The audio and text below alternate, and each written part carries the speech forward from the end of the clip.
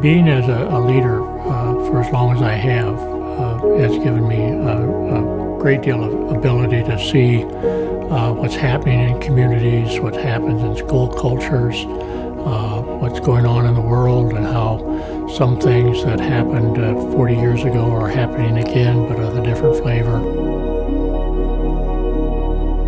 The Lord is always the same. He's always giving me His best and His encouragement, and it gives me a chance to pursue Him, to pursue the things that He wants me to do, and to ultimately make a difference on His behalf, and to give Him the glory for that.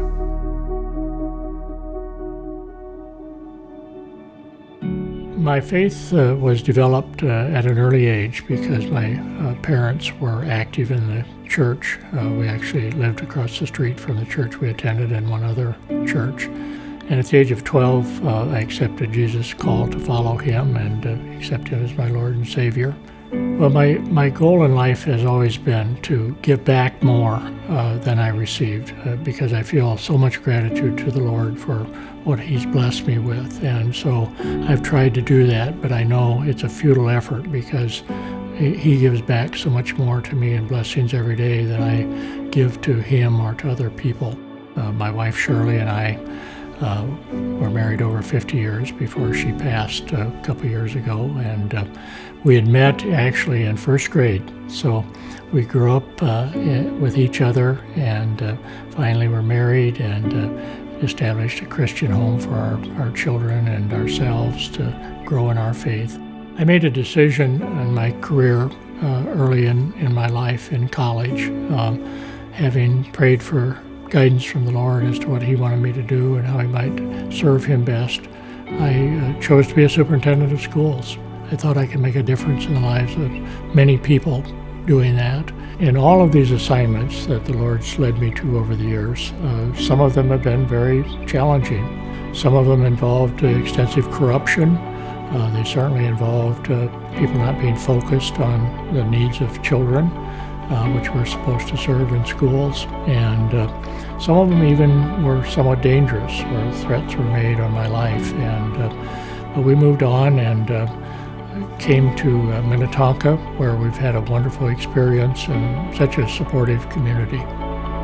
My grounding in my profession and my life really comes from my understanding of Romans 12:5, where the Lord advises us that we all have different abilities and skills and talents, and that we should nurture those and develop them to their fullest. And in the same vein, I believe very strongly that young people in our schools need to recognize their talents and to find ways to develop them and to know what the Lord wants them to do with their lives.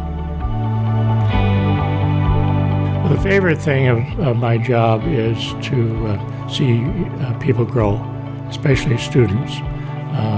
It gives me a lot of rewarding experiences to watch every day as children learn and do new things, and as they develop their relationship, their skills, and also their teachers, to see them grow and know that they're going to be able to do a better job with their students as they do that. Well, certainly before I'm any other identity in this world, I'm a Christian. That's where I start, with being a child of God and a follower of Jesus, and so that has molded my ability to function in this world, whether it be as a husband, a father, a leader, a follower, a participant in our society. It's given me the grounding that I need to do other things, and certainly I am identified by the talents that He's given me, which I consider His stamp on me, if you will. But those have all helped me do His great work, but I know that ultimately I'm serving Him.